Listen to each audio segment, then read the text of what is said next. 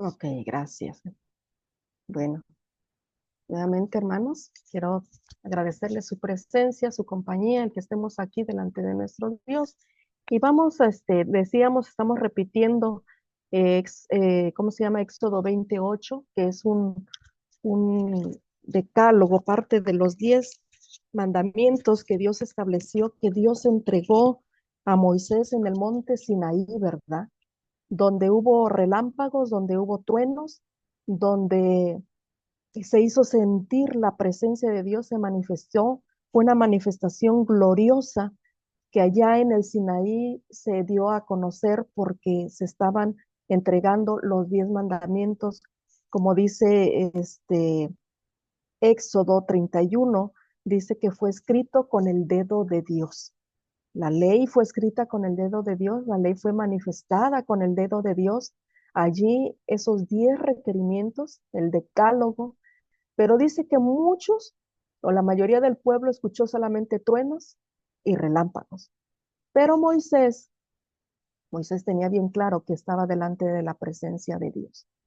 Y en ese momento, cuando Moisés tardó, ¿verdad? Allá en la montaña, que no, no bajaba, ya habían pasado varios días, y el pueblo estaba desesperado porque decían, ¿y dónde está Moisés? ¿Qué le habrá sucedido? Y entonces, ¿qué pasó allí, hermanos?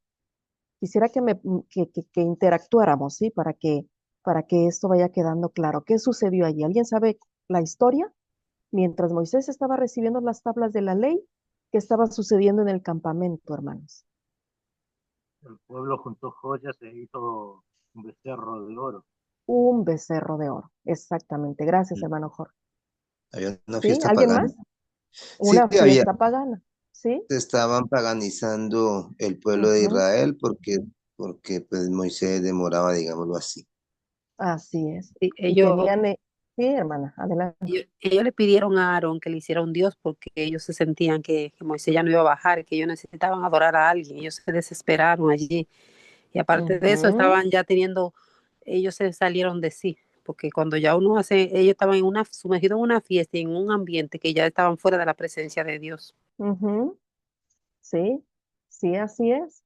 Entonces, ellos, como bien dijo la hermana, ya estaban desesperados y decían, ¿y ahora quién va a ser el que nos va a guiar? ¿Quién va a ser el que nos va a conducir? Y ahora, ¿quién va a ser nuestro líder?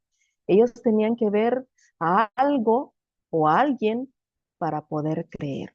¿Qué tanto es eso, verdad? Y entonces el pueblo le dijo a Moisés, ¿haznos qué? Haznos dioses que nos van a conducir, que nos van a dirigir. Y entonces empezó a estar insistiendo ahí con Aarón. Y como bien dijeron hermanos, empezaron a juntar los arcillos, el oro que se les había entregado, este, como recompensa por los 400 años de esclavitud que el pueblo había sido, o había estado allí en Egipto. Entonces, todos esos arcillos, aretes, ¿cómo se llama? Cadenas, todo eso fue llevado ante Aarón y le dijo, mira, haznos dioses de fundición. Y ellos eran expertos en eso, ¿verdad? Porque en Egipto ellos, Egipto adoraba mucho las deidades que ellos habían erigido, que el dios del sol, que el dios de la naturaleza, que el río Nilo, que el dios de las tinieblas y tantos otros dioses, tantos animales. ¿Ustedes sabían o no sé si tengan claro el por qué Dios tuvo en su mente poder desencadenar las 10 plagas que se llevaron a cabo en Egipto? ¿Por qué creen ustedes, hermanos, que fue la mosca? ¿Por qué que fueron los tábanos? ¿Por qué fueron las tinieblas? ¿Por qué fue el granizo? ¿Por qué fue las ranas? ¿Por qué? ¿Por qué se imaginan, hermanos? ¿Por qué piensan o cómo han aprendido ustedes el por qué esos animales? ¿Alguien me quiere decir? Porque ellos adoraban a todas estas cosas que Dios envió como plaga.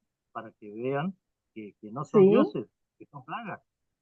así es correcto, querido hermano, es correcto. Ellos adoraban a esos animales, ¿sí? Entonces, imagínense, lo que ellos adoraban se convirtió en su azote, se convirtió en su terror, en su miedo, ¿sí? Entonces, Dios utiliza a esos animales porque ellos adoraban al sol, adoraban a las ranas, adoraban a cuantos animales ellos pudieran tener, para ellos eran deidades, eran dioses. Entonces le dicen a Aarón, haznos un becerro de oro, ¿verdad? Y ese va a ser nuestro Dios. Mientras Moisés estaba recibiendo en el Sinaí los preceptos, el decálogo para que su pueblo pudiera este, tener entendimiento de lo que Dios quería, conocer sus designios, el pueblo decide hacer un becerro de oro y hacer fiesta, alboroto. Hubo muchísimas cosas, dice la palabra de Dios, ¿verdad? Que danzaban, tomaban, había orgías, por así decirlo, muchas cosas terribles mientras Moisés estaba recibiendo el decálogo que iba a ser lo que les guardara, lo que les protegiera. Ellos dijeron, haznos dioses. Estaban en apostasía, hermanos. Y mire, no está por demás. Las cosas que se escribieron para nuestra enseñanza se escribieron, dice la palabra de Dios, y que todo lo que se escribió es para nosotros, para aquellos que hemos alcanzado, dice la palabra, los fines de este siglo. Entonces, cuando el pueblo de Dios, cuando Dios convoca a consagrar, a hacer reformas dentro del pueblo de Dios con su profeta, porque Moisés era un profeta de Dios, para este tiempo Dios levanta un profeta que es establecido, porque dice la palabra de Dios, creed en sus profetas y seréis prosperados, ¿sí? Creed en sus profetas. Entonces Dios levanta no tan solo profetas en el Antiguo Testamento, sino que también para este tiempo levanta una profeta con testimonios, queridos hermanos, y les da ¿cómo se llama? Un decálogo, le da requerimientos, le da los testimonios para que el pueblo de Dios se consagre y se prepare para cruzar el Jordán, para cruzar ese río que nos llevará ¿a dónde? A las mansiones eternas. Ese río, hermanos, que representa naciones, pueblos, muchedumbres, gente, ese río que tiene que cruzarse para poder recibir el sello de Dios. Y miren, hermanos, vamos a abrir la palabra de Dios y vamos a buscar en el libro de ¿cómo se llama? En Éxodo, en Éxodo capítulo 12, Éxodo 12, dice la palabra de Dios. Y es bien interesante que nosotros tengamos bien claro este recorrido que Dios le está dando a su pueblo y que le dio a su pueblo literal y que ahora se lo está dando a su pueblo espiritual. ¿Sí? Y le dice en el capítulo 12, 22,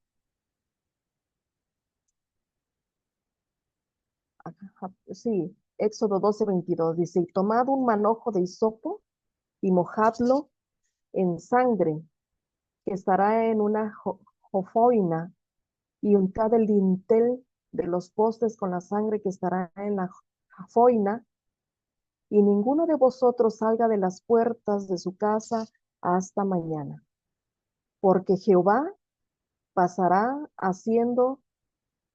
hiriendo, perdón, a los egipcios, y cuando vea la sangre en el dintel y en los postes, Jehová pasará de largo aquella puerta y no dejará entrar al herido en vuestras casas para herir. Y guardaréis esto por estatuto para vosotros y para vuestros hijos y para siempre. Y se sucederá cuando hubieres entrado en la puerta, que Jehová tu Dios te dará, como él prometió, guardaréis este rito, y sucederá que cuando estos dijeren vuestros hijos, ¿qué significa este rito? Y vosotros responderán, es el sacrificio de la Pascua de Jehová, el cual pasó de largo de la casa de los hijos de Israel en Egipto, cuando hirió a los egipcios y libró vuestras casas. Entonces el pueblo se inclinó y adoró. Dice que los hijos de Israel se fueron e hicieron puntualmente como Jehová les había mandado a Moisés y a Aarón. ¿Por qué, hermanos? ¿Qué estaba por suceder? ¿Qué estaba por pasar en Egipto? ¿Alguien me quiere decir?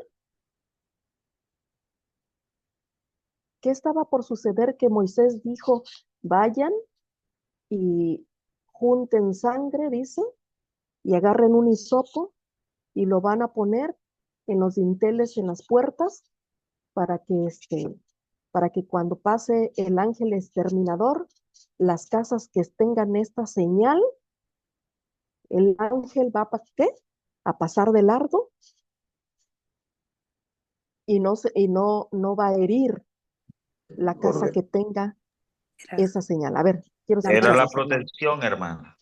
Exactamente, era la protección, era una señal, ¿verdad? Que iba a identificar al pueblo de Dios para que pudiera, exactamente, para que pudiera guardarlos de la muerte de los primogénitos, de todo ganado, de todo, de todo aquel que no obedeciere los requerimientos de Dios, que a Faraón se le había dado esa sentencia que su hijo iba a morir por ser primogénito, ¿verdad? Porque estaba rechazando la luz que Dios le había dado para que dejara salir a su pueblo. Ustedes se han de acordar que Aarón se burlaba y se mofaba y decía, ¿y quién es ese Dios? ¿Y dónde está ese Dios que no lo veo? ¿Verdad? Y cada vez que iba Moisés y Aarón a, a que este Faraón entendiera y aceptara la salida de su pueblo, dice que Faraón se mofaba, se reía y decía, no voy a dejar ir a ese pueblo. ¿Y quién es ese Dios? Y mire, Faraón no es porque Dios haya endurecido su corazón, sino porque Faraón rechazó la luz. Al rechazar la luz, el mensaje que era verdad presente, queridos hermanos, para ese tiempo, Faraón rechaza la luz y su corazón se endurece. A la ausencia de la luz, llegan las tinieblas, llega la oscuridad.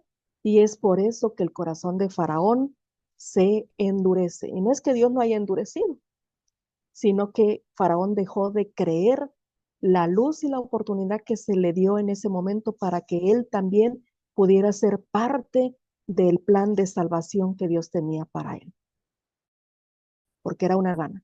Y Dios le da la oportunidad y le dice en ese día al pueblo de Israel, dice, tomen un manojo de hisopo y lo mójenlo en la sangre, dice, porque el ángel va a pasar en esa noche, dice, y va a herir a aquellos que no tengan esa marca, aquellos que no tengan ese sello, ¿sí? Ese sello que los librará de la muerte, hermanos. Entonces, Dios, ¿verdad? ¿Cómo se llama? Da su sentencia, da su juicio. Y yo quisiera preguntarles algo, queridos hermanos. ¿Dios advierte o Dios, este, ¿cómo se llama? Amenaza? ¿Ustedes qué creen? ¿Dios advierte Siempre Dios, o Dios Dios amenaza? Dios advierte. siempre lleva el aviso, hermana. Siempre avisa sobre su Así juicio es, primero. así es, Sí, hermano. total. Amén. Sí, Dios siempre avisa, Dios siempre advierte lo que está por suceder, lo que Él tiene en sus planes, ejecutar. Y entonces Dios, queridos hermanos, siempre le va a avisar a su pueblo lo que Él está por hacer. Y entonces le dice a Él que por favor se prepare como ahora nosotros lo estamos haciendo. prepararnos de manera espiritual, pedirle a Dios que nos ayude para poder tener ese sello de Dios vivo, para que cuando sucedan estas cosas, porque se van a repetir las plagas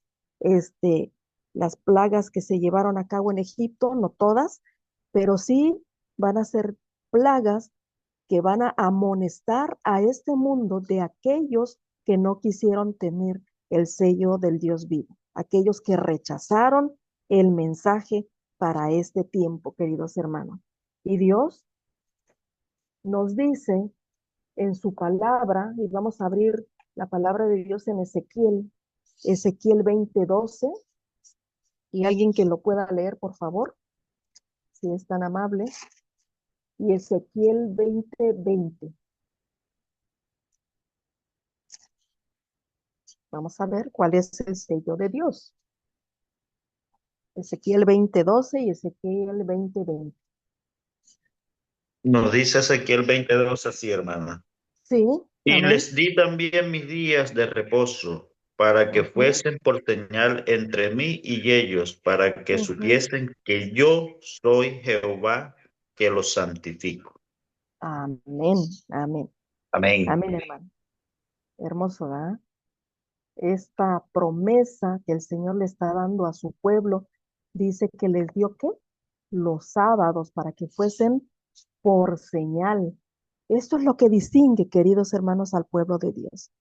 Muchos, como Satanás, acusan al pueblo de Dios últimamente y desde siempre lo ha acusado, diciendo que el pueblo de Dios no es el pueblo de Dios, que es Babilonia y tantas otras cosas ha dicho para acusarle, porque es el acusador, hablando y levantando falso testimonio contra el pueblo de Dios.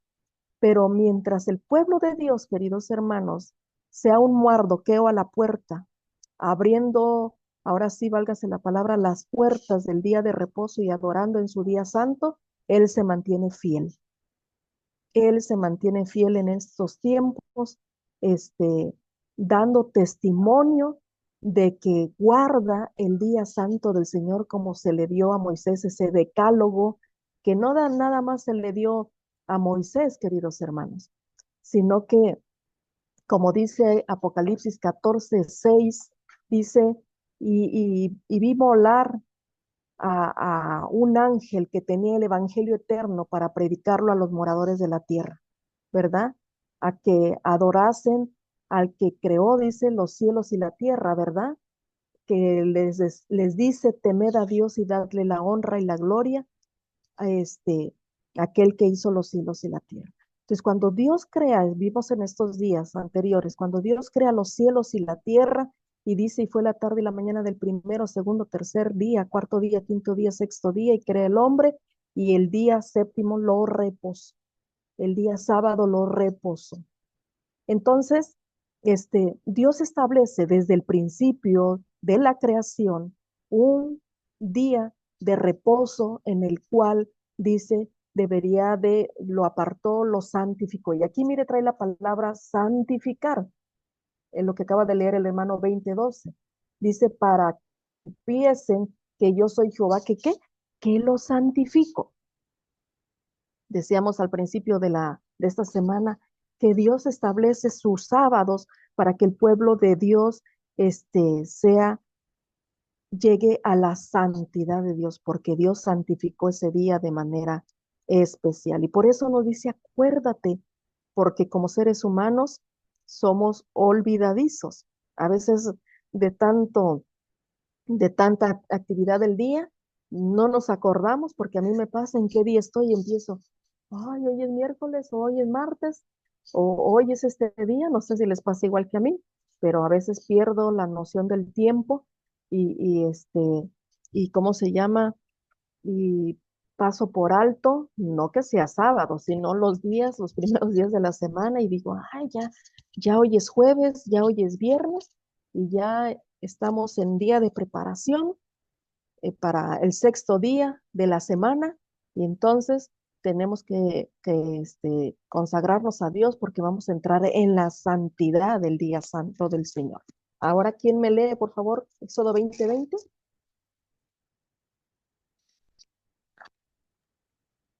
Nos sigue diciendo así, hermanita. Sí.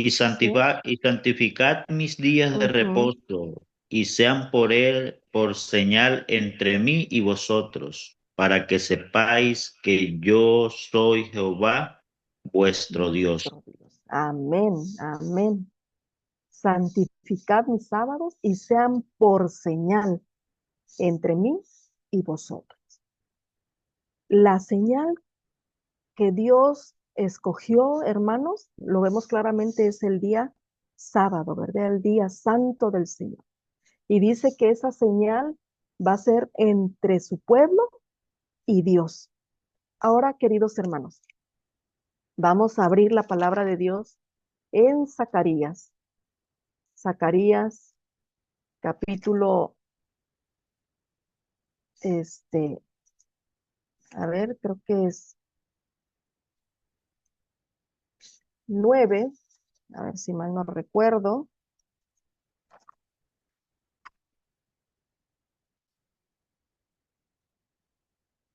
Ya tenía yo aquí la cita. A ver,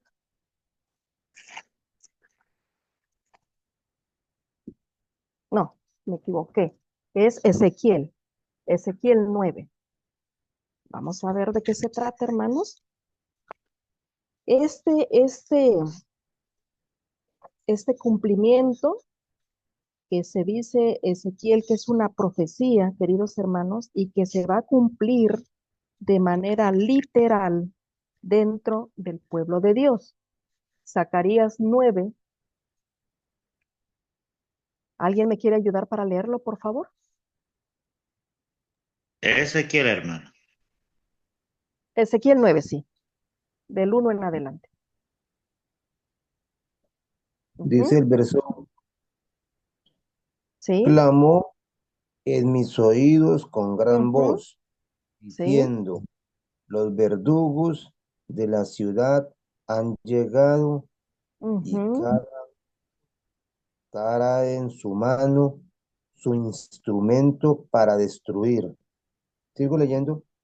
Sí, sí, sí, por favor, He adelante. aquí que 6 varones venían del camino de la puerta de arriba, que mira hacia el norte, y cada uno traía en su mano su instrumento para destruir, y entre ellos había un varón vestido de lino, el cual traía en su cintura un tintero de escribano, y entrados se pararon junto al altar de bronce, y la gloria del Dios de Israel se elevó de encima del querubín sobre el cual estaba, es- había estado al umbral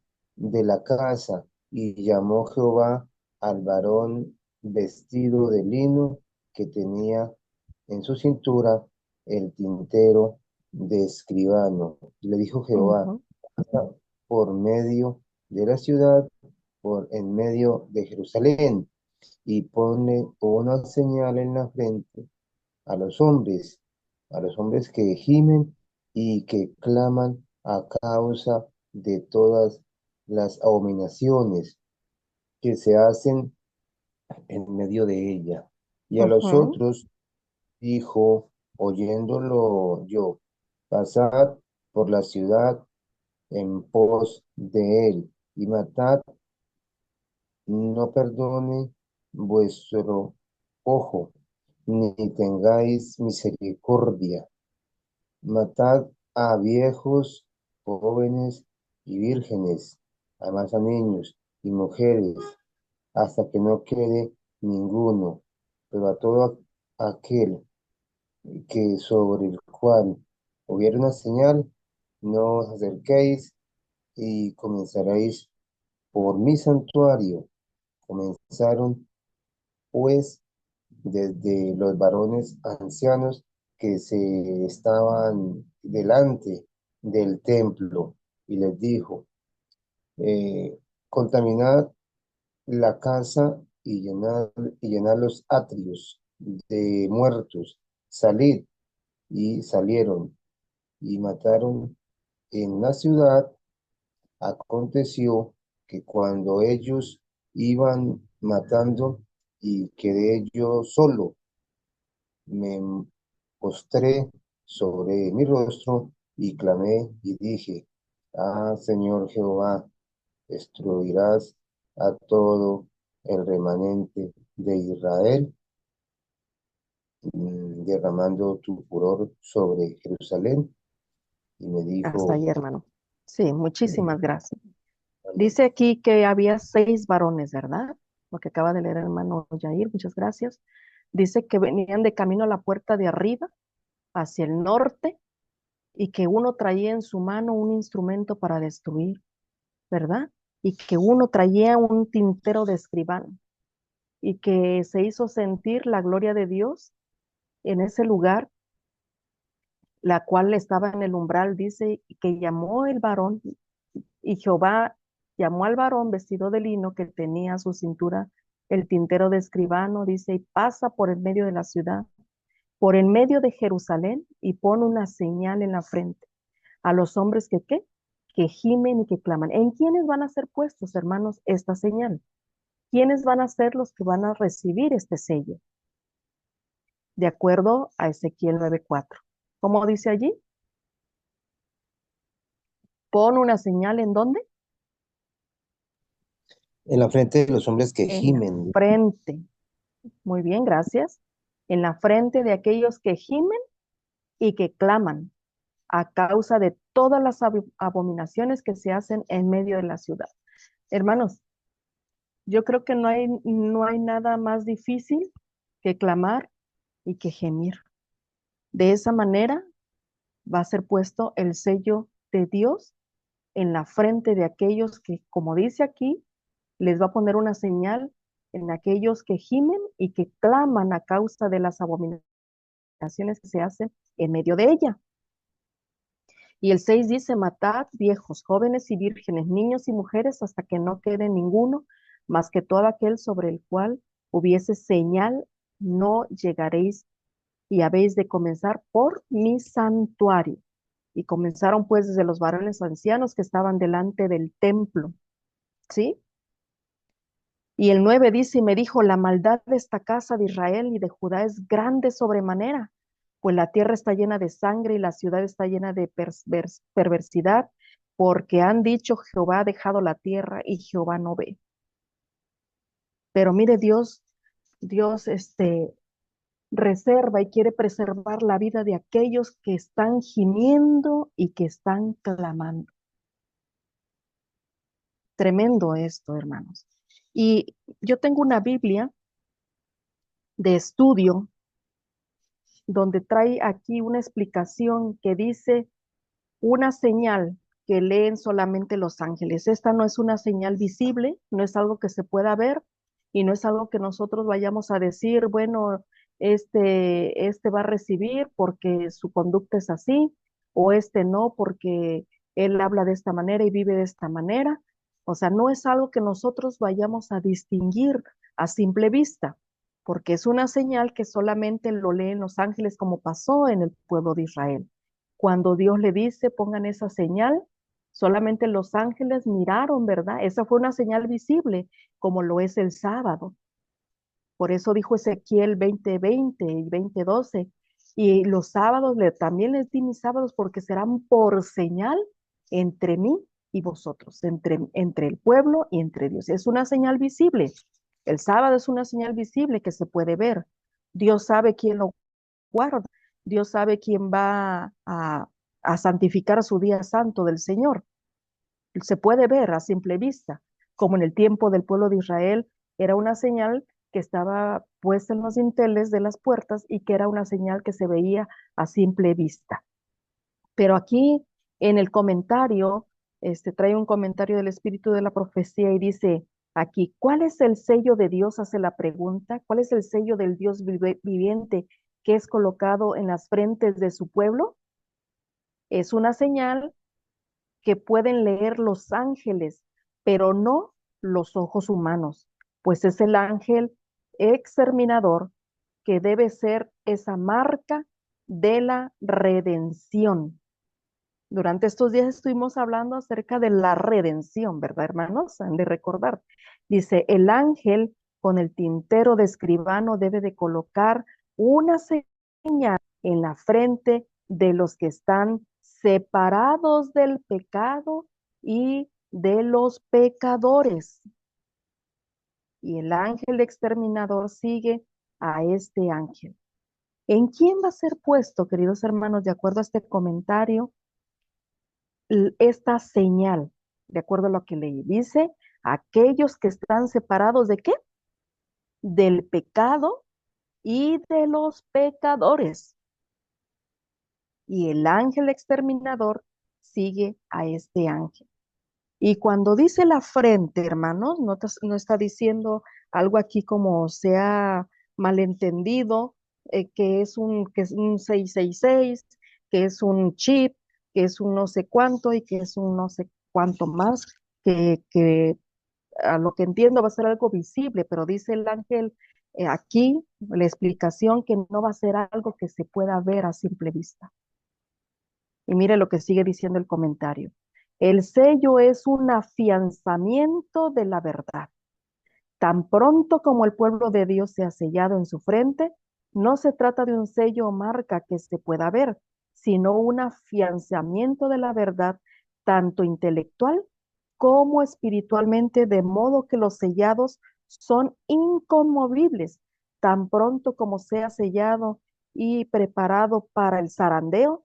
Este vendrá ciertamente y ya ha comenzado. Los juicios de Dios se están viniendo. Como ven, hermanos. Interesante, porque este es un sello que se va a poner en la frente, pero vamos a ir un poco más allá. No tan solo en la frente, sino en la mente, donde están aquí mis pensamientos, donde están mis decisiones, donde está el discernimiento espiritual y el discernimiento intelectual. Entonces, Dios nos invita, queridos hermanos, que el pueblo de Dios esté afianzado, afirmado en un escrito, está en la palabra de Dios, en el conocimiento de la palabra de Dios. Y dice que tan pronto como este pueblo sea sellado, sea marcado, por así decirlo, los juicios de Dios y comenzará, dice, el zarandeo. Estaremos preparados para el zarandeo que estará delante de nosotros. Los juicios de Dios, dice, ya están viniendo. Entonces, querido hermano, cuán importante es que nosotros tengamos bien claro la verdad presente para este tiempo, la preparación de lo que Dios está haciendo eh, para preparar a su pueblo y pueda, ¿cómo se llama? Poder pasar en el río que le toca pasar, la gran prueba que le toca, que está por delante de nosotros, para que podamos ser merecedores de ir hacia dónde, hacia la nueva Jerusalén. Entonces, queridos hermanos, es bien importante que nosotros tengamos un afianzamiento, un afirmamiento de la verdad, del conocimiento de la verdad. Y quiero leerles, apreciados hermanos, que en el libro Primeros Escritos, queridos hermanos, capítulo 10, hablando acerca del fin de los 2300 días, dice que Dios vio, página 81, vio Dios al pueblo, dice, la sierva del Señor vio al pueblo adventista, a la iglesia y el mundo, y dice que vio dos compañías postradas ante el trono, profundamente interesadas, mientras que la otra, una de ellas estaba interesada y la otra no manifestaba interés, y una de ellas permanecía de pie. Estaba ella indiferente. La sierva del Señor ve dos compañías. Una que está interesada, otra que está indiferente, y las que estaban postradas delante del trono elevaban sus oraciones a Dios y miraban a Jesús. Él miraba entonces al Padre. Dios miraba, perdón, al Padre. A ver, perdón, estoy leyendo mal. Dice, los que estaban postrados delante del trono elevaban sus oraciones a Dios y miraban a Jesús. Y él miraba entonces al Padre. Jesús miraba al Padre. Y parecía que intercedía en favor de ellos. Y una luz que era transmitida del Padre al Hijo y de este a la compañía que oraba. ¿Sí? Entonces vi que una luz excesivamente brillante procedía del Padre hacia el Hijo, y desde el Hijo ondeaba sobre el pueblo que estaba delante del trono. Pero pocos recibían esta gran luz. Muchos salían de debajo de ella y la resistían inmediatamente. Otros eran descuidados y despreciaban la luz, y ésta se alejaba de ellos. Algunos la apreciaban y se acercaban para postrarse con la pequeña compañía que estaba orando, y ésta recibía la luz y se regocijaba con ella, y sus rostros brillaban con su gloria.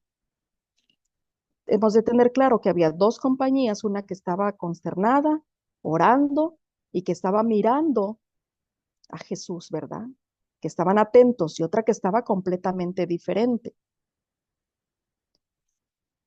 Pero dice que ella vio, la sierva del Señor vio al Padre levantarse del trono. En un carro de llamas entró al lugar santísimo.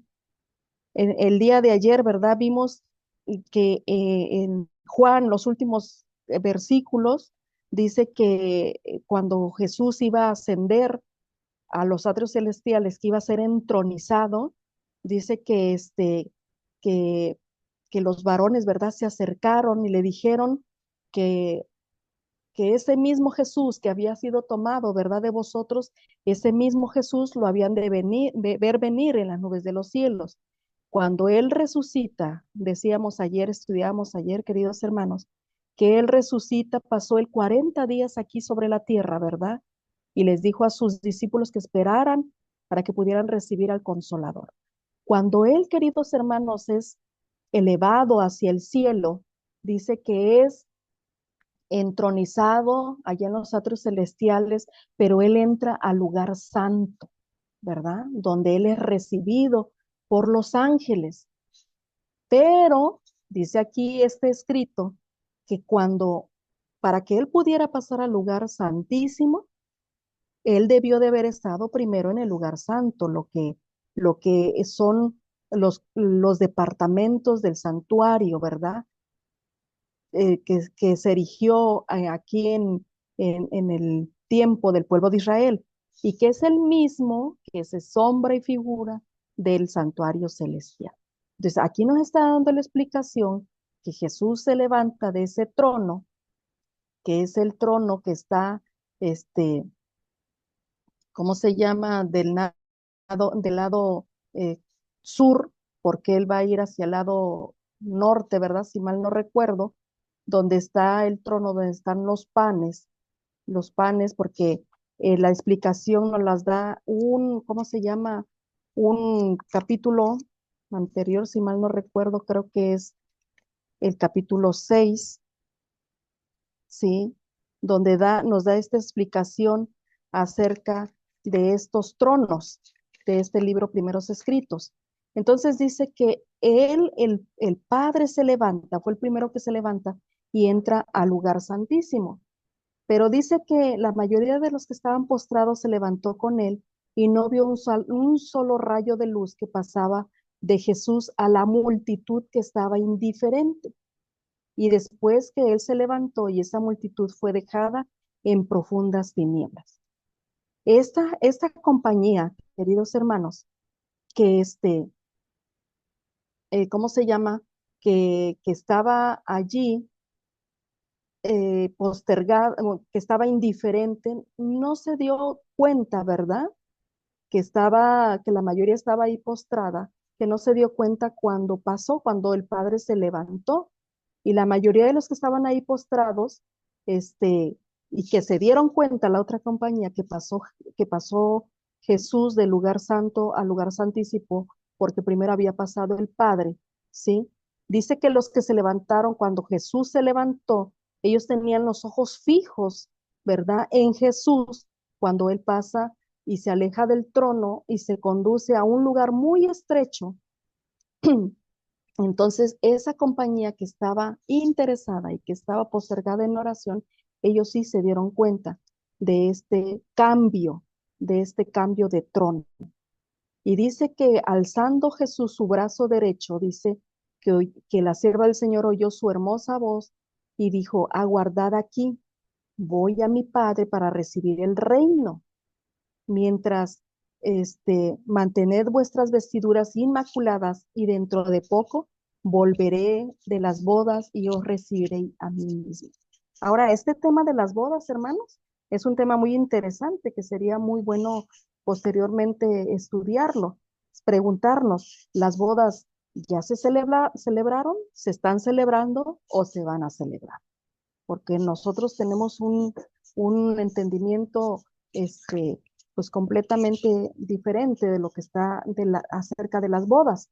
Pero sigue diciendo primeros escritos que después de eso, un carro de nubes cuya ruedas era como llama de fuego llegó rodeado de ángeles a donde estaba Jesús y él entró en ese carro y fue llevado al lugar santísimo donde el Padre estaba sentado.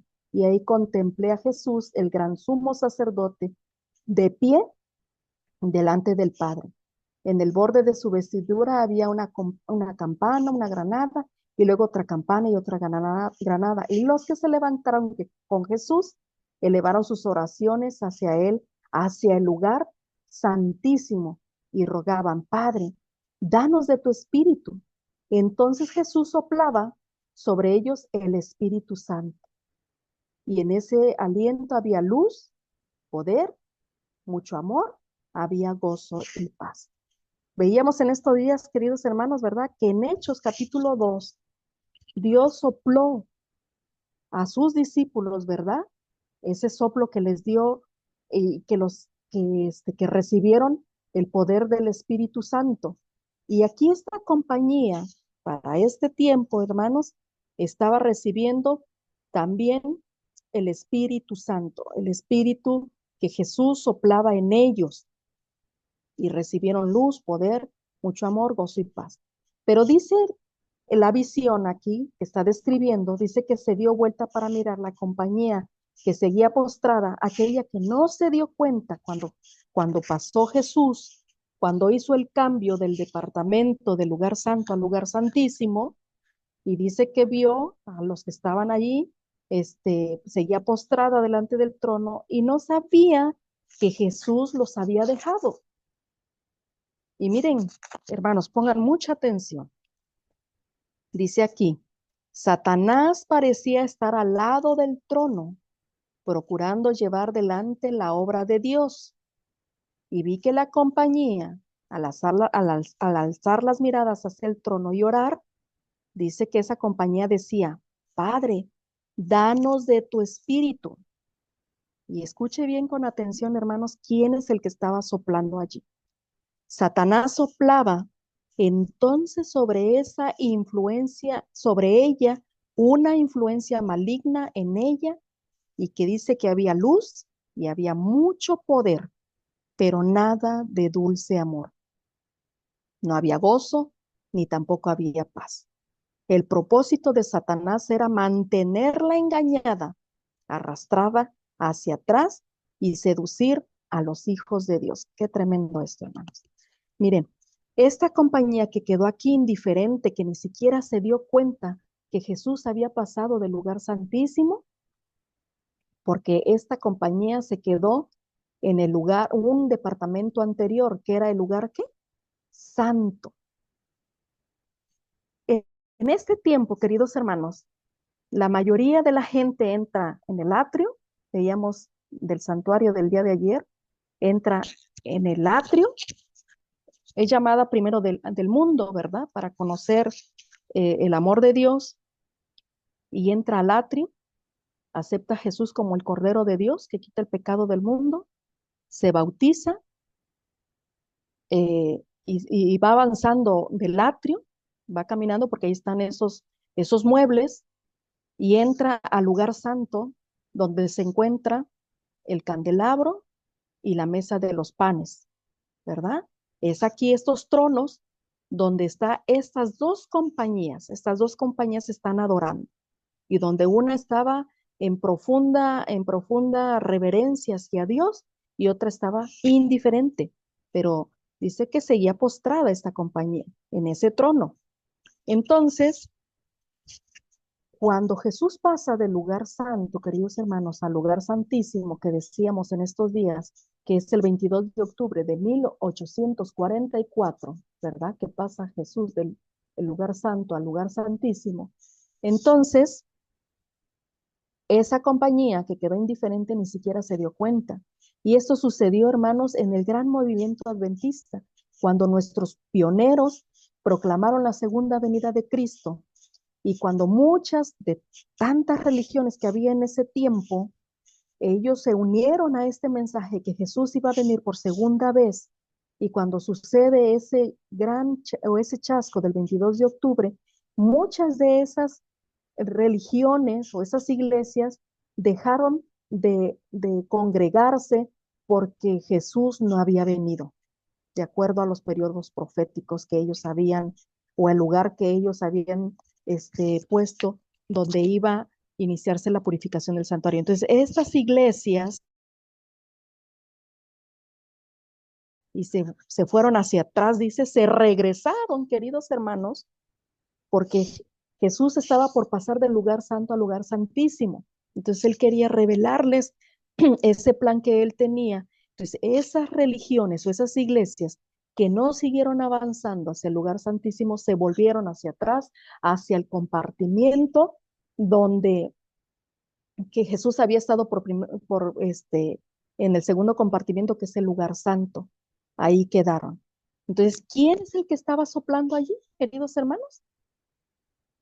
¿Quién? Si es que captamos ¿cómo se llama? El escrito, ¿alguien me pudiera decir?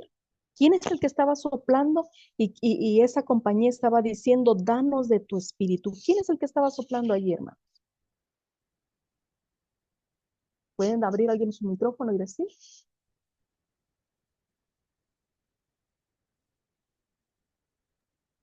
Miramos que en esa parte estaban pidiéndole que soplaba en la última parte era el enemigo de Dios. O sea, Satanás, el mismo diablo, era el que estaba soplando en ese momento. Así es, hermano. Fíjense. Gracias, hermano. Era el mismo Satanás al quien le estaban pidiendo que soplara. Y él les estaba dando ese espíritu. Y dice que ese espíritu llevaba luz, llevaba poder, pero no llevaba nada de dulce amor.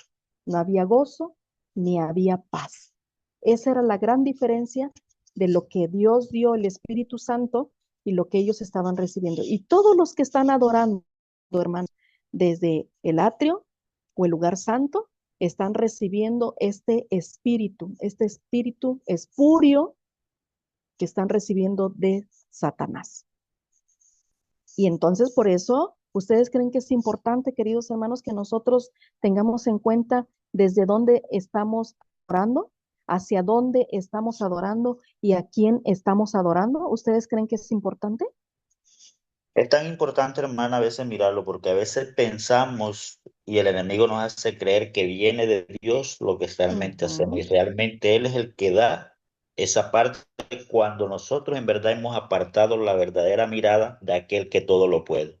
Entonces, Él empieza a hacer factores en nuestra vida y muchas veces nosotros le creemos y le seguimos el fuego al enemigo de Dios. Y es para dañar nuestra vida. Y así Así. nosotros lo miramos en esa parte tan importante, hermana, que usted está leyendo ahí de escritos Primeros inéditos. escritos. Primeros eh, escritos es. Primeros escritos, sí. Entonces, hermana, es muy importante nosotros prestar atención porque muchas veces el espíritu de maldad se posesiona en nuestra vida cuando nosotros a veces cerramos las puertas a Cristo Jesús. Así es, hermanos. Y qué tremendo es pensar que lo que estamos haciendo y de la manera en cómo estamos adorando y hacia dónde estamos adorando, estamos creyendo nosotros que estamos adorando a la persona correcta. Y si nosotros nos quedamos en el lugar santo, nada más, queridos hermanos, donde se encuentra el candelabro que representa al Espíritu Santo y los panes de la levadura, o los panes, perdón, sin levadura, los panes de la proposición, y nos quedamos nada más allí, hermanos, y no avanzamos hacia el incensario, donde dice Ezequiel 24, Ezequiel 9:4, perdón, donde dice que aquellos que estaban, ¿qué? Clamando y gimiendo son los que van a recibir el sello de Dios. Ahí lo acabamos de leer. Entonces, está el candelabro, la mesa de los panes y está el altar del incienso, donde el pueblo de Dios está allí, postergado, postrado, gimiendo y clamando, y por fe entramos al lugar santísimo. Aún nosotros no estamos en el lugar santísimo, porque si entráramos, habíamos de ser destruidos, porque ahí está la presencia de Dios, del Padre. Entonces nosotros todavía de manera literal no podemos entrar, pero sí podemos entrar de manera espiritual cuando nosotros oramos y clamamos para que seamos sellados, ¿sí? Para que seamos puestos el sello de Dios. Ahora, esta compañía que está creyendo, que está recibiendo el poder de Dios, el Espíritu de Dios, está siendo engañada, lo acabamos de leer, por Satanás, ¿sí? Creyendo que está haciendo bien, creyendo porque, perdón, es ¿cómo se llama? Otro estudio que nosotros estamos también teniendo con referente ¿cómo se llama? A las vírgenes, porque tiene mucho que ver las vírgenes que ¿cómo se llama? Que también eran dos compañías que estaban allí, ¿cómo se llama? Preparadas, que estaban, una llamada allí, que estaban también ellas, que tenían aceite extra, ¿sí? Y que unas tenían el aceite extra y otras no tenían absolutamente nada. Y tiene mucho que ver, hermanos, porque aquí hay dos compañías también, dos compañías, unas que están preparándose y que tienen el aceite extra, ¿sí? Y otras que están completamente indiferentes. Y ese es el pueblo de Dios, queridos hermanos, para este tiempo. Es el pueblo de Dios que está decidiendo si va a recibir el sello de Dios o está recibiendo otro espíritu. Y mire lo que dice la palabra de Dios en el libro, ahora voy a Eventos de los Últimos Días, capítulo 15, Eventos de los Últimos Días, capítulo 15, dice aquí, es página 219, el sello de Dios y la marca de la bestia. Solo dos clases, aquí también menciona dos clases. Acá en Primeros Escritos vimos dos clases también. Y desde el comienzo de los inicios hemos visto dos clases. En el cielo hubo un grupo que se rebeló, ¿verdad? Y otros que fueron fieles a Dios. Dos clases. En el Edén también hubo dos clases. Se han de acordar Caín y Abel, uno que obedece a Dios y otro que hace su voluntad. Y dice este libro, Eventos de los Últimos Días, solo puede haber dos clases. Cada grupo está marcado claramente, ya sea con el sello del Dios vivo, con el sello del Dios viviente o con la marca de la bestia o de su imagen. Todo el mundo cristiano estará involucrado en el gran conflicto entre la fe y entre la incredulidad. Todos tomarán partido. Aparentemente algunos no participarán en el conflicto en ninguno de los dos lados. Parecerá que no toman partido contra la verdad, pero no se adelantarán osadamente por Cristo por temor a perder propiedades o a sufrir reproches. Los tales serán contados como enemigos de Dios. A medida que nos acerquemos al fin del tiempo, la línea de separación entre los hijos de la luz y los hijos de las tinieblas será más y más definida. Estarán más y más en desacuerdo. Esta diferencia se expresa en las palabras de Cristo: nacido de nuevo, creado de nuevo en Cristo, muerto al mundo y vivo por Dios. Dos grupos, hermanos. Unos que nos estamos preparando, como decía el comentario bíblico, aquellos que están separados del mundo, y con aquellos o separados del pecado, y aquellos que siguen el pecado, algunos que siguen la luz y otros que siguen las tinieblas. Esos son los muros de separación que dividen lo celestial de lo terrenal y que describen la diferencia entre aquellos que pertenecen al mundo y los que son escogidos para salir de él, que son elegidos preciosos a la vista de Dios. Y mire que dice aquí: miembros de la familia son separados. Los que han sido miembros de la misma familia son separados. Se coloca una señal sobre los justos y serán para mí, dice, mi especial tesoro. Han dicho Jehová de los ejércitos: en el día en que yo actúe y los perdonaré como el hombre que perdona a sus hijos que le sirven. Y los que han sido obedientes a los mandamientos de Dios y se unirán con el grupo de los santos en luz, ellos entrarán por las puertas de la ciudad y tendrán derecho al árbol de la vida. El uno será tomado y el otro será dejado. ¿Han escuchado ese versículo? Dice que dos estaban moliendo, uno será tomado y el otro será dejado. Y estaban otros en la azotea y uno será tomado y el otro será dejado. ¿Qué quiere decir esto? Dice que uno será tomado, quiere decir que su nombre estará en el libro de la vida. Eso quiere decir tomado. Estará puesto en el libro de la vida. Mientras que otros con los cuales se asoció tendrán la señal de la eterna separación de Dios, el que será dejado. Ese será dejado para perdición, que será dejado para separado de Dios. Eso quiere decir, el que es tomado será puesto en el libro de la vida su nombre, y el que es dejado, dice que será dejado para perdición, separado de Dios. Miren, hermanos, cuán importante que nosotros tengamos bien claro, porque nos habla acerca de aquellos que son obedientes a los mandamientos de Dios y son los que están unidos en el grupo de la luz, aquellos que entraremos por las puertas de la ciudad y tendremos derecho al árbol de la vida. Dos grupos, hermanos, dos compañías que cada uno está decidiendo qué sello tener. Ahora, hemos visto, hermanos, cada año vemos, cada día vemos muchas, ahora sí que las cosas del mundo, muchos, ¿cómo se llama? Acostumbran o tienen ciertas costumbres, ¿verdad? De las cosas del mundo. Y mientras esté practicando las costumbres y las tradiciones del mundo, hermanos, nosotros vamos a ser separados y vamos a ser dejados a un lado, porque no hay unión entre la luz y las tinieblas, ¿verdad? Ya lo vimos durante estos días anteriores.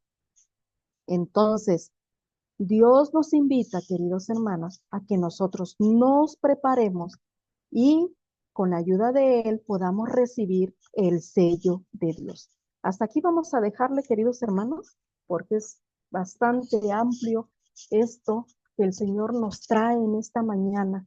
Cuán importante es que nosotros tengamos claro el sello de Dios, que involucra los 10 mandamientos, porque muy pronto, queridos hermanos, este libro nos señala, y mire, bueno, déjeme leerle este párrafo. Dice: no hay excusa para la ceguera voluntaria. Nadie será condenado por no haber prestado atención a la luz y al conocimiento que nunca tuvo y que no pudo obtener. Pero muchos se niegan a obedecer la verdad que les ha sido presentada por los embajadores de Cristo, porque desean amoldarse a las normas del mundo la verdad que haya llegado hasta su entendimiento, la luz que ha brillado en su alma, los condenará en el juicio. Miren, hermanos, los que tienen una oportunidad de oír la verdad y sin embargo no se esfuerzan por oírla ni comprenderla, pensando que si no oyen serán menos responsables, serán considerados culpables ante Dios, lo mismo como si la hubieran oído y rechazado. No habrá excusa para los que elijan caminar en el error cuando podrían haber entendido lo que es la verdad. Jesús en sus sufrimientos y muerte ha hecho expiación para todos los pecados de ignorancia, pero no se ha preparado remedio para la ceguera voluntaria. Si usted tiene este libro, hermanos, léalo. Y aquí nos dice en este apartado, ¿qué es el sello de Dios? Tan pronto como el pueblo de Dios se ha sellado, lo que les leí en el comentario de la Biblia, aquí está. Tan pronto como el pueblo de Dios se ha sellado en su frente, no se trata de un sello, una marca que se pueda ver, es un afianzamiento en la verdad tan intelectual como espiritual, de modo que los sellados sean inconmovibles. Tan pronto como sea sellado y preparado para el zarandeo, este vendrá ciertamente y ya ha comenzado. El sello del Dios viviente se coloca sobre aquellos que con plena conciencia guardan el día de reposo de Jehová. Miren, hermanos, el sello de Dios viviente se coloca sobre aquellos que con plena conciencia guardan el día de reposo de Jehová. Y los que quieran tener el sello de Dios en sus frentes deben de guardar el día de reposo del cuarto mandamiento. La verdadera observancia del día de reposo es la señal de lealtad de Dios.